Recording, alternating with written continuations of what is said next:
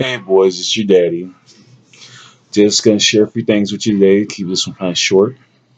Um, the reason I called this one tattoos and girls is because I was gonna talk about a few of each. Gonna talk to you about the few tattoos daddy's seen. I just noticed because I usually have a shirt on in the morning or something, so some of them are covered up. The only thing you know, daddy has technically four tattoos at the time of filming this. One you can see right here, kinda. It's starting to fade a little bit. Looks better in real life. There it is. That is Gir, Gir, from the TV show cartoon Invader Zim. Gir is very, very cute, annoying little robot. Doom, doom, doom, doom, doom, doom, doom, doom. He has all these fun, cute little lines and stuff. He was the second, no, third tattoo I got. Um, he technically the fourth tattoo. Now I think about it, fourth tattoo. I got him because he's just so adorable, and I wanted something cute on him. And there's a reason why it's on this arm, along with the one you see here. This is a tattoo for a nickname I had. It's just cute little tattoo of a woman outline. Sorry. And then the other two I have, I can't show you right now because of the way they are on my body. It'd be too hard to show. They're on my ankles, on the outside of my ankles. It's the winged legs from I can't remember which god it is right now off my head, top of my head, but it's the ones that that has the wings on the shoes that makes them run really fast. I got all these after high school. I was first one was this one, and that was probably almost 10 years ago, and so I was like in my 30s. And then the other two on the ankles, I got probably a year after that one, and this one I got when I was 40, I believe, right around that time period. I only do them on my left side of my body. Love you, boys. Because the Bible says, the right side and left side talks about the significance of those, and there you can look that up. That'd be my lesson for you to teach you what's the difference between the right side and left side of God, and that's why I did the tattoos the way I did them. So they're on my arm; they're only on this side. Um, the reason I was gonna say tattoos and girls is because a lot of people, especially my generation, probably will still continue the generation. A lot of people try to have both, a lot of both, a lot of both. Um, Personally, I only need a few tattoos. I don't need to cover my body. I'm interesting enough without being someone's art display. My tattoos all mean something for me.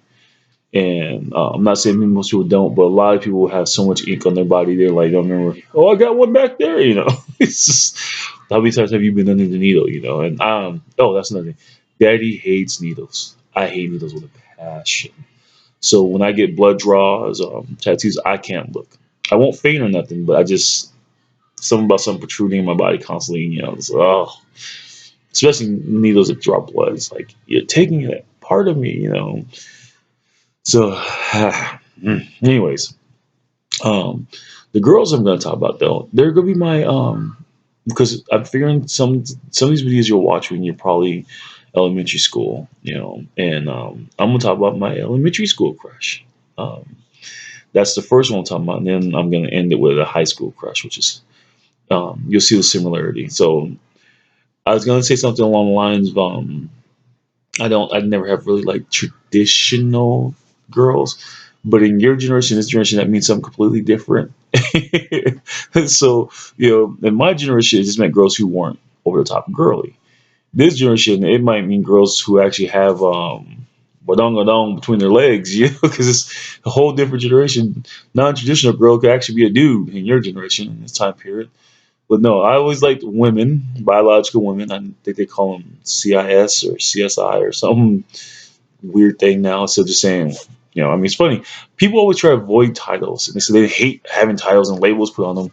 But the people who didn't have titles now are being given titles by the people who don't want titles. I'm a CIS male, but I never cared who had titles or not.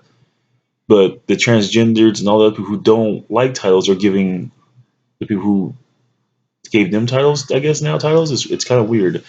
Anyways, I'm a male. That's how I consider myself. I don't need no title in front. I'm a male. I've always liked females.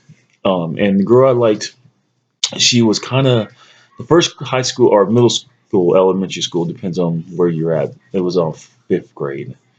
Just depends on what part of the country you're in because we had elementary, junior high, no, elementary, middle school, and I know some areas do elementary, junior high.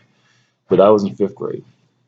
It was lunch. It was a lunchtime recess, and they allowed us to play soccer. And this girl kicked the ball, and it must have went at least 20 feet in the air, and hit this guy in the chest. And he just, I mean, it hit him so hard in his chest, like literally, he looked like a cartoon character with both his arms out, his legs out, same with like slow motion, like one of those like dodgeball scenes in a cartoon or something. Like his chest caves in, and he seemed like he was in the air for like a good second. I know he really wasn't, but he's like,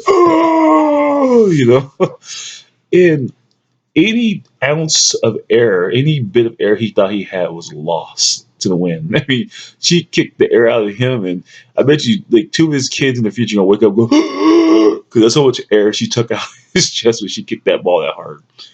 And I fell in love because I never saw no woman that powerful before, a girl that powerful. How do you say it? It was awesome.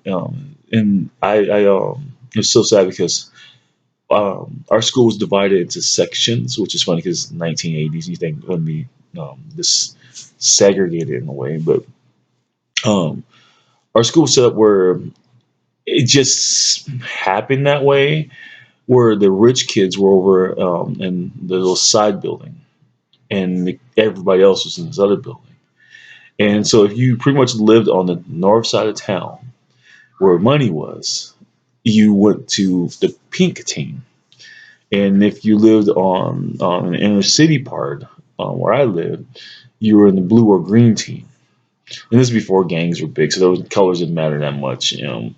But in that sense, it didn't matter. But so you knew if you were in the pink team, we didn't talk to them as much. We only saw them in lunch recess every once in a while because they didn't walk up and down the same halls as us.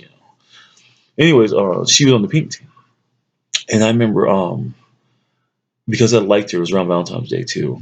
I didn't have much money, but I went and bought her a box of those heart candies. Little not chocolate, the little chalky heart things with the little words, I love you, me plus you, all the little cheesy stuff.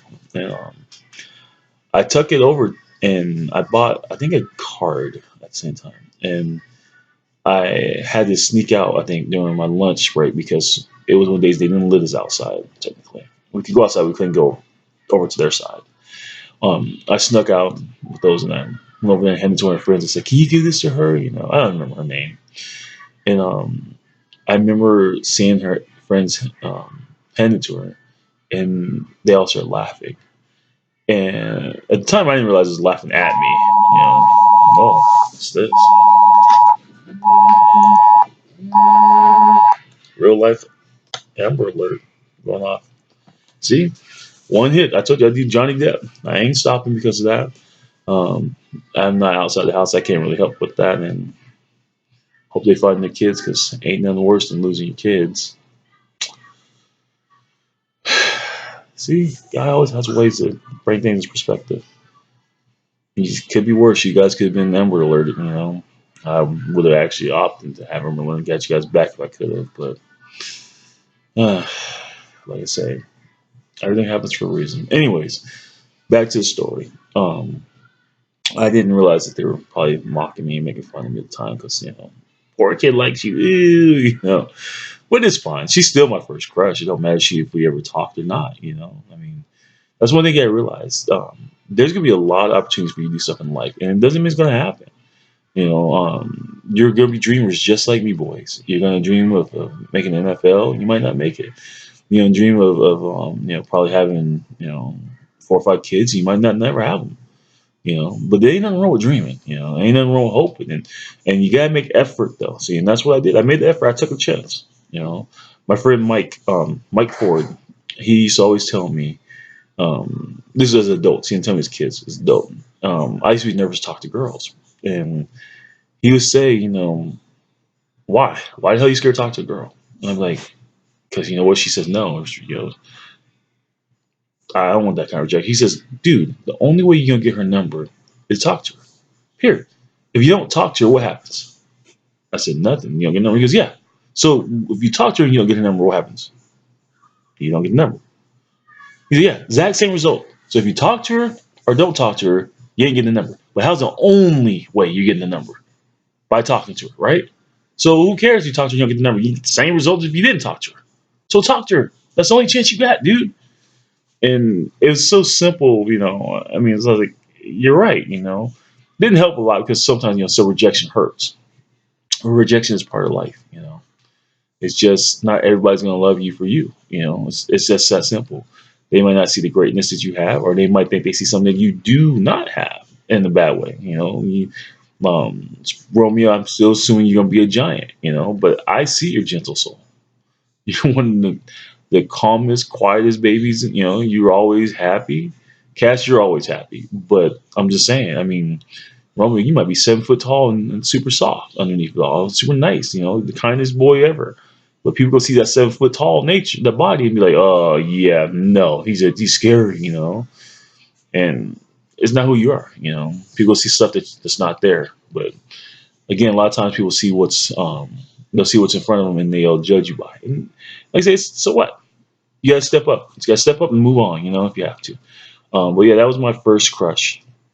And the second crush, which is kind of funny, came from my first crush, is Sanchia Francis, I think was name. Sanchia Sanchez Francis. She went to stadium anyways, stadium high school with me. Um, she was a soccer player. I know. I love legs. I always have. Give me, for any morning breakfast, give me toast, jelly, bacon, and legs. you know? um, I always say that. Anyways, she was a soccer player, and just I had never seen muscular legs on a woman at that time. And I was a track runner, and most track runners that I knew had skinny legs.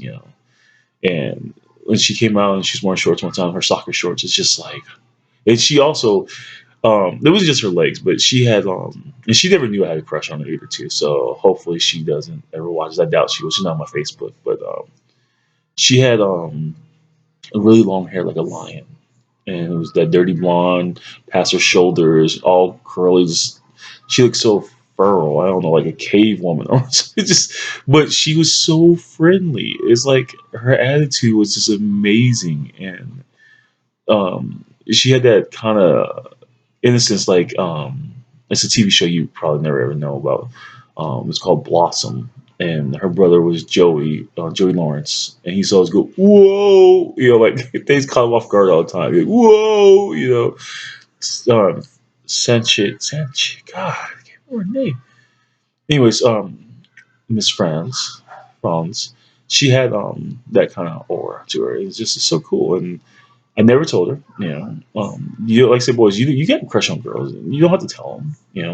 That's for you. That's the fun part about it. You observe them from afar, and there's no risk of rejection. Like I say, don't be afraid to be rejected sometimes, but sometimes you don't need that in your life.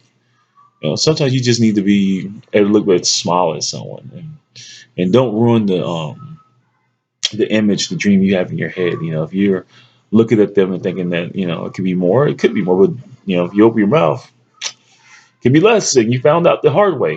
Those two crushes I had, that was 30 years ago, and I still smile when I think about them. And I don't want to find out if they like me back. That would like kind of ruin the magic. So, anyways, uh, today is another day. I'm gonna keep recording these, like I said. Actually, it's kind of funny. I believe that um, people think I'm going to stop because that's just what they would do. And no, I love you guys. I really do. And um, even one, both of you might appreciate these. Neither one of you might appreciate them. It's not about that. It's just I know one day I won't be here, and this way I can be here for you. I wish I could do one of those talking through time type things where Romeo, today I know you'll be trying out for the football team. It's just, and you're like, "Dad, how'd you know that?" Casanova, you're gonna start a band next week. What? I wish I could be Nostradamus like that, but I'm just Nostradamus most days. So I don't think I can predict the future, but I wish I could because that'd be kind of fun for you to look back at these and go, Dad told me I was going to be this, you know. And so, yeah, Romeo, I mean, you might end up being like some kind of growth thing stops and you're 5'2" the rest of your life. I doubt it because you're already like 3 foot something. You're not even 3 years old. You're a giant, boy. Um, I love you guys so much. I see pictures of you every blue moon now, Casanova, and you're just always smiling. You're such a chill soul. You're going through the skin problem. I cannot wait till that's done. Oh man, Romeo had it bad too, but I don't know. Something with I don't know, this heat down here just it tears you guys up. Anyways, I love you guys. I gotta get my day started. Obviously put on a shirt. You know, don't worry, I got on drawers. Daddy, don't sleep naked. I can't do that. Just hell, man, that's a weird. That's probably TMI, but Daddy just can't be gone with the wind. You know, just. Mm-mm. So, but just gotta get a shirt on and get the day started, and go out there and try to make this a better world for you, a better place for me, a better place for your sister. Um, Gosh, I know you guys remember none of this. Your sister misses you so much right now. I didn't think that she would even be affected as much, but she misses you guys. She always says, "Baby." Every time she sees someone else's baby, she just stares. Especially if they're boys, she just stares and lets you try to remember if it's you guys or not.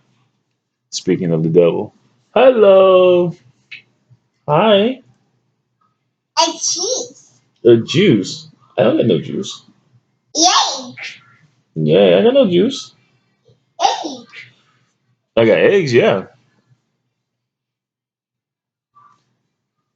Okay, well, anyways, she's hiding in the background. She doesn't want to come to the front right now.